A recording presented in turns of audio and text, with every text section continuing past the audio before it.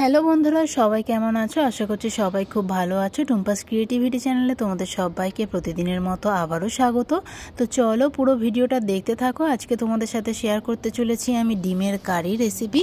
তো একটা জিনিস দেখো, আমি বেশ কিছুদিন ধরে এখানে যে কড়াটা ইউজ করছিলাম, সেই কড়াটা সত্যি বলতে আমার তোমাদেরকে ভিডিওতে শেয়ার করতে লজ্জা লাগতো। তো কড়াটা এমনই হাল ছিল, তো অবশেষে অন্য একটা রুমের কড়ার সাথে আমি এক্সচেঞ্জ করে নিয়েছি। এই কড়াটা দেখো আগের কড়াটা থেকে যথেষ্ট ভালো। তো চলো আজকে রেসিপির জন্য সবজি কেটে নিই আমি। তো আজকে ডিমের কারিটা আমি যেভাবে বানাচ্ছি অবশ্যই পুরোটা ভালো করে দেখতে থাকো। আর তোমরা বাড়িতে এইভাবে ডিমের কারি অবশ্যই বানিয়ে দেখো, আর কেমন হলো অবশ্যই কমেন্টে জানিও। আশা করছি দারুণ টেস্ট হবে। আমি নিজে করছি বলে বলছি না, সত্যি ভীষণ টেস্টি হয়। মানে ডিমের কারি দিয়ে ভাত খাওয়া হয়ে যাবে তোমাদেরকে, কি আর বলবো। মানে মাছ নেই বলে যে ডিমটাকে অবহেলা করবে এরকম কিছুই না। এতে থাকবে 3টে ডিম সেদ্ধ আর একটা ভাজা ডিমও থাকবে। দারুণ টেস্ট হয়, সত্যি বলছি দারুণ টেস্ট হয়।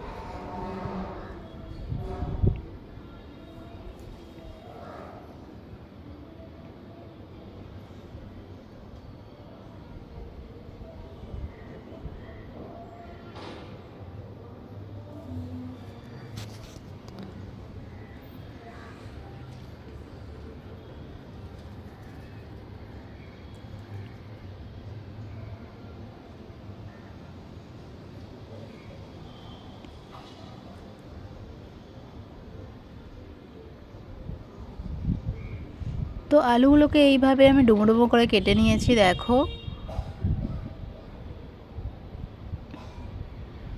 এবার কড়ার মধ্যে আমি আলুগুলো ধুয়ে তুলে নিচ্ছি।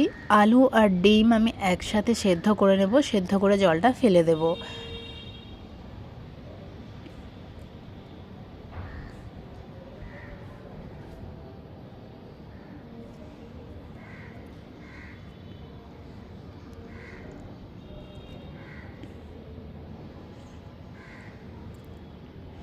তো দেখো 3টে ডিম আমি নিয়েছি। এই 3টে ডিম আমি সেদ্ধ করব, আর একটা ডিম পরে ভেজে নেব। তো এর মধ্যে সামান্য পরিমাণ নুন দিয়ে দেব আর জল দিয়ে দেব, দিয়ে সেদ্ধ করতে বসিয়ে দেব। ডিম সেদ্ধ করার সময় অবশ্যই একটু নুন দিও, দেখবে ডিমের খোসা খুব সুন্দরভাবে ছেড়ে যাচ্ছে। আর যে কোনো সবজি সেদ্ধ করার সময় নুনটা অবশ্যই দিও, তবে সবজির মধ্যে নুন ঢুকবে। তো দেখো গ্যাসটা জেলে আমি আলু আর ডিমটা সেদ্ধ করতে বসিয়েই দিচ্ছি।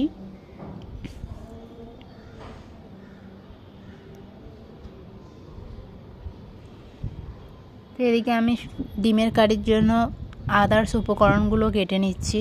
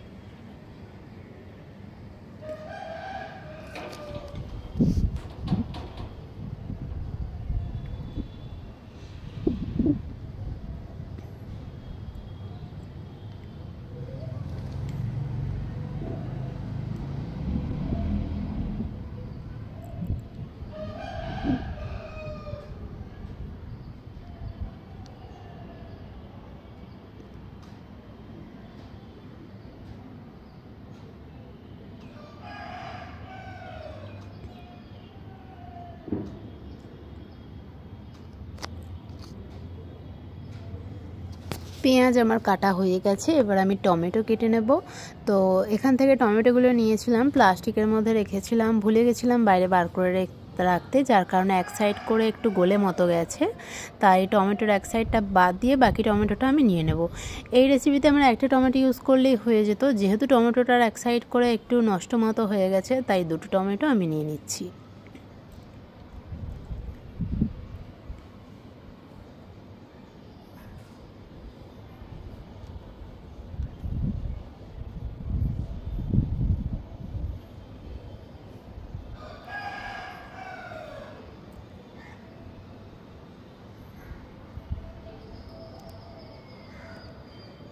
তো বন্ধুরা, তোমাদের আমার ভিডিও কেমন লাগছে অবশ্যই আমাকে কমেন্টে জানিও, আর আমার চ্যানেলটাকে অবশ্যই সাবস্ক্রাইব করে রেখো। তো এদিকে দেখো আলু আর ডিম একদম সেদ্ধ হয়ে গেছে। এবার এটাকে নামিয়ে আমি জল ঝারিয়ে রাখবো। তো এদিকে কড়াটাকে গরম করে নিয়ে দিয়ে দিচ্ছি আমি সরিষার তেল।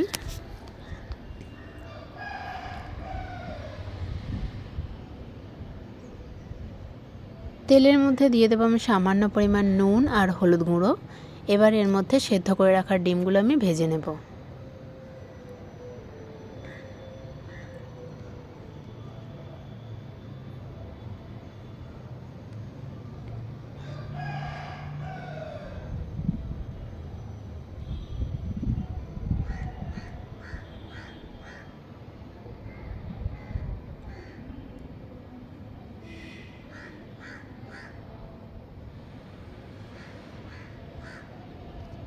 তো ডিমগুলো আমার ভাজা হয়ে গেছে, এবার ডিমগুলো আমি তুলে রাখবো।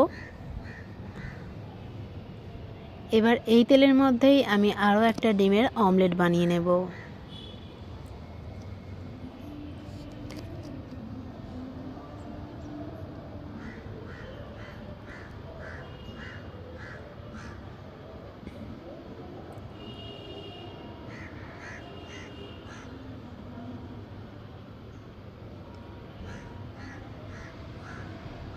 তো অমলেটটাও আমার একেবারে রেডি, অমলেটটাও আমি তুলে রাখবো।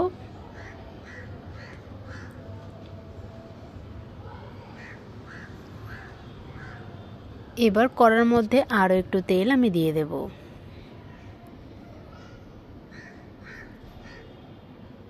দিয়ে দেব সামান্য একটু 5 ফোড়ন। ফোড়নটাকে ভাজা ভাজা করে নেব।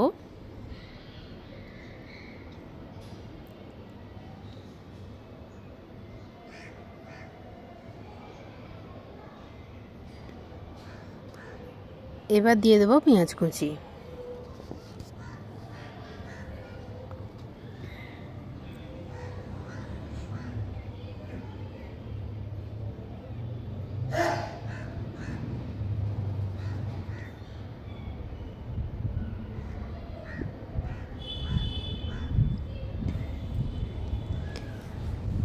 এবার দিয়ে দেব পরিমাণ মতো হলুদ গুঁড়ো, পরিমাণ মতো নুন, আর দিয়ে দেব পরিমাণ মতো লঙ্কা গুঁড়ো।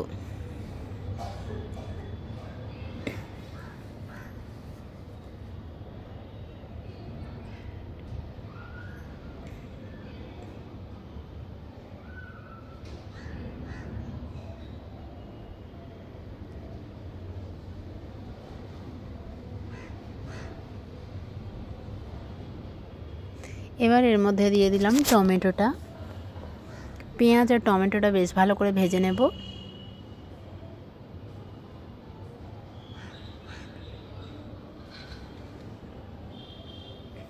এবার দিয়ে দেব আদা আর রসুন বাটা।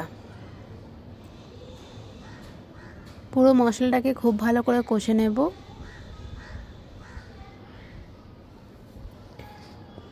এবার এর মধ্যে অ্যাড করব গরম মশলা। তবে এই যে গরম মশলাটা দেখছো এখান থেকে নিয়েছি, এটার ফ্লেভারটা আমাদের ওখানে যে সানরাইসের গরম মশলা হয় সেটার মতো না। এটার ফ্লেভারটা খানিকটা ম্যাগির মশলার মতো, আর এটার ইনগ্রিডিয়েন্টসও আলাদা। তো মশলা আমার কষানো হয়ে গেছে, দিয়ে দিচ্ছি সেদ্ধ করে রাখা আলুগুলো আমি মশলার সাথে কিছুক্ষণ ধরে কষে নেব।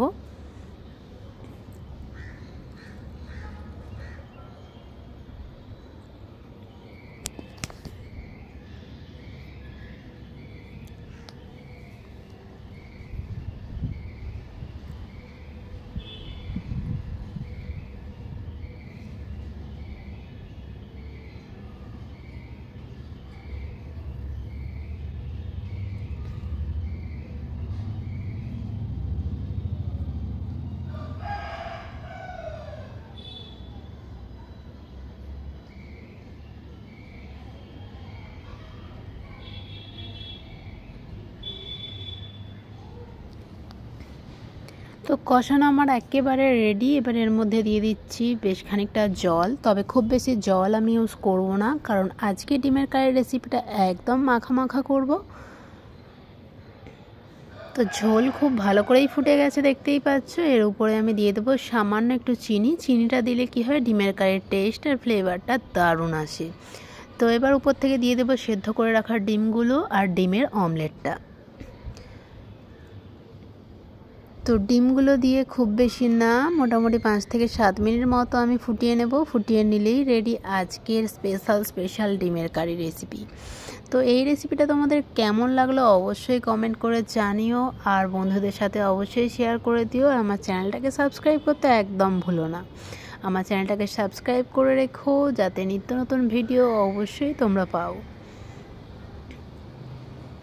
তো রেসিপিটা একেবারে কমপ্লিট। এবার রেসিপিটা নামিয়ে নিচ্ছি। তো রেসিপিটা শুধু দেখলে হবে না, বাড়িতে অবশ্যই ট্রাই করে দেখো কেমন হলো।